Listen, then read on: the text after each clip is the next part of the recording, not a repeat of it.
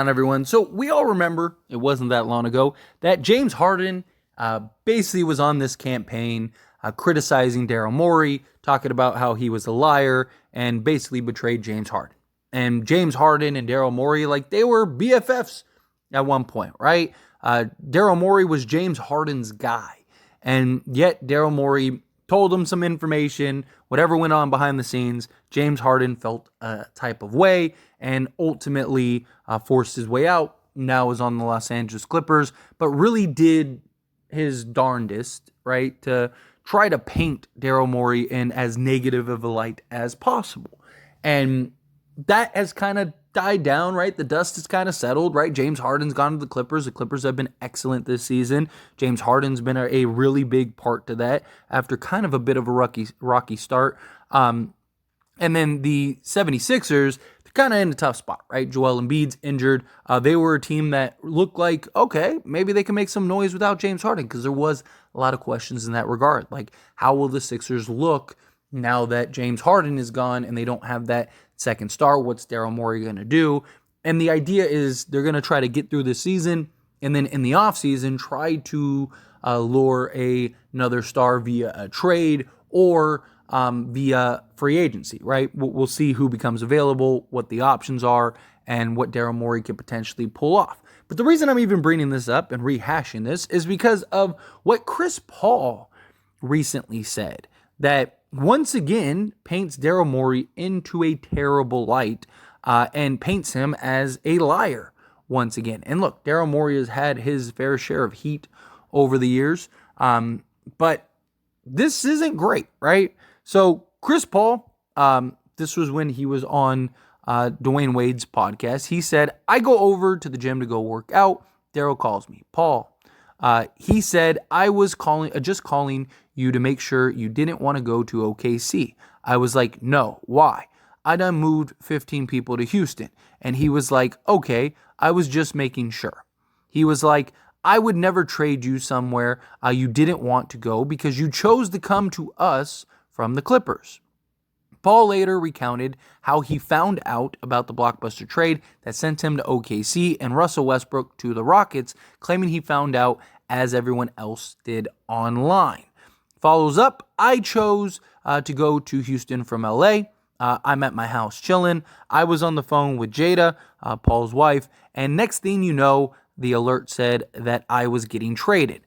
After the trade broke, Paul said he received a phone call from Morey, who apologized for blindsiding him with the deal, stating the trade quickly unfolded. Daryl was like, hey man, it just moved so fast. Paul said, I said, it's all good. I just want you to tell me one thing. You said you wasn't going to trade me, right? He said, yeah, I said that. But, and then I said, that's all I needed to know. And basically cutting him off and letting him know. And this was the trade that ultimately Chris Paul went to the Oklahoma City Thunder and actually had a great run and great stint in OKC, helping them get to the postseason and all that stuff. And there was just a lot of praise for Chris Paul during that stint. But, you know, he could have went back to Clippers, decided to go to the Houston Rockets, right? They were the closest to defeating the Golden State Warriors with Kevin Durant. And there was that one year where if Chris Paul doesn't get hurt, a lot of people think that they were potentially going to win an NBA championship, right? And everything he did for Houston and going there and, you know, Daryl Morey just not being straight up, not being honest, basically blindsided Chris Paul and sent him to the Thunder, right? And look, Chris Paul, he gets it. He's a veteran. He was also part of the Players Association. He knows how all this stuff works, right? He gets it. It's business, sucks. But, you know, the way he's looking at it is like, why would you lie to me? Like, what's the point in lying? What do you gain from just not telling me the truth? Just be like, hey, I'm talking to the Thunder. You know, your name is in the conversation. We're considering, you know, making some changes here. Like, you just to let you know, you might end up being a Thunder. Right? Like, why lie? Like, Chris Paul, he doesn't have a choice. Like, what is he going to do? Like, you know, like, if you trade him there, you trade him there. It doesn't matter, right? So, you know, but at least be honest, at least be blunt, right? Like, okay, it unfolded quickly. Well, then you never should have. If you told him you weren't going to trade him to the Thunder, or you asked him, do you want to be traded to the Thunder? He said no, and you said, okay, I'm not going to trade you where you want to go. Well, then you should have been working out a third team, or you should have never even engaged with the Thunder.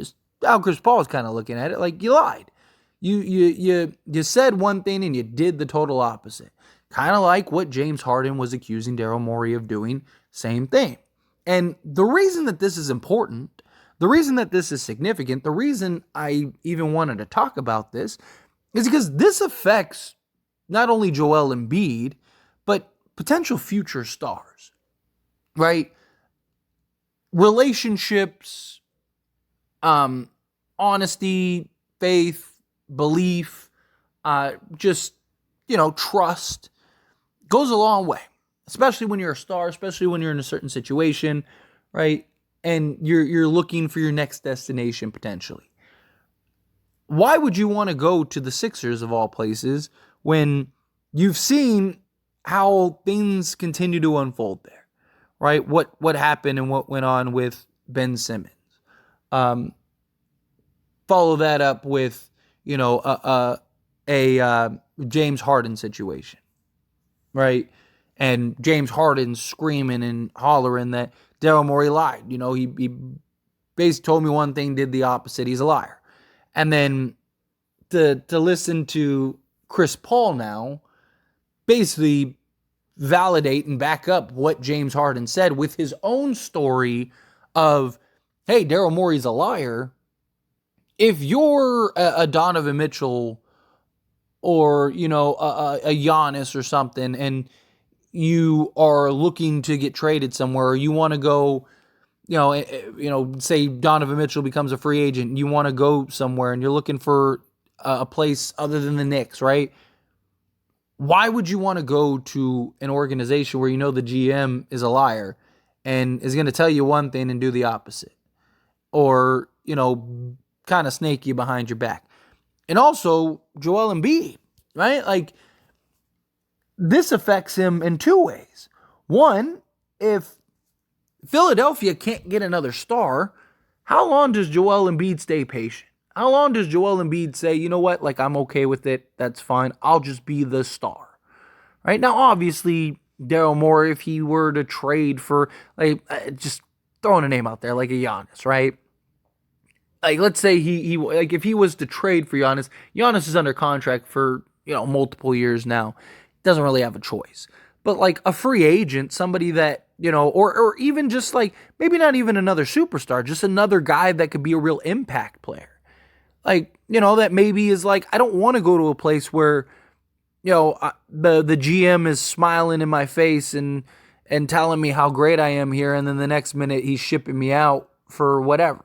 Right? Like, that could impact and affect the type of players and personnel that Philadelphia is able and capable of getting.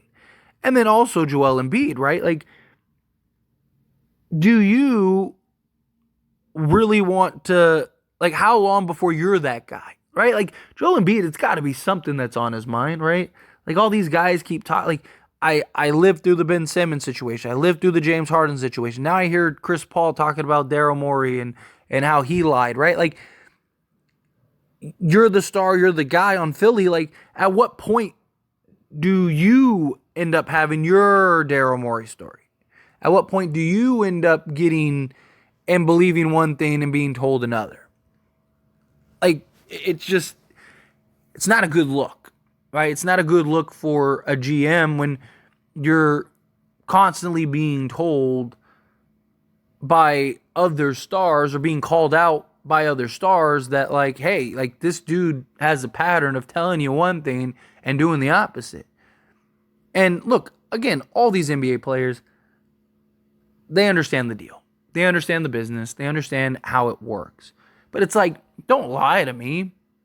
Like, I don't want to see you, because you do have a guy in Joel Embiid. You do have a star, right? Philadelphia, not like a premier free agent destination, but you may be able to convince somebody to go there with an opportunity to win a championship. But it's just another odd now stacked against you because your GM is going behind the scenes and operating a different way. It's just not good. You know, it's one thing to kind of do it to your role players. I think you should be honest and upfront with all players, but you know, like the role guys, unfortunately, they're usually the ones that get the S end of the stick, right? But the stars, they're the ones that usually get and control and dictate things, and at least are told the reality of a situation. But Daryl Morey's not doing that. Could impact the Sixers. But anyway, as always, this is a discussion. Pass a question on you. Let me know your thoughts and opinions down in the comments below. Agree with me? Disagree with me? Think that this could have any effect? You think, nah, it's not? Again, how you feel, what your thoughts are, I'd love to hear it. So let me know down in the comments below. That being said, if you haven't liked this video, hit that like button. Helps me a lot. Lets me enjoy these types of videos, and I truly appreciate it. Not subscribe to the channel, hit that subscribe button. Turn on the bell notifications. Appreciate y'all. See you in the next one. Thank you.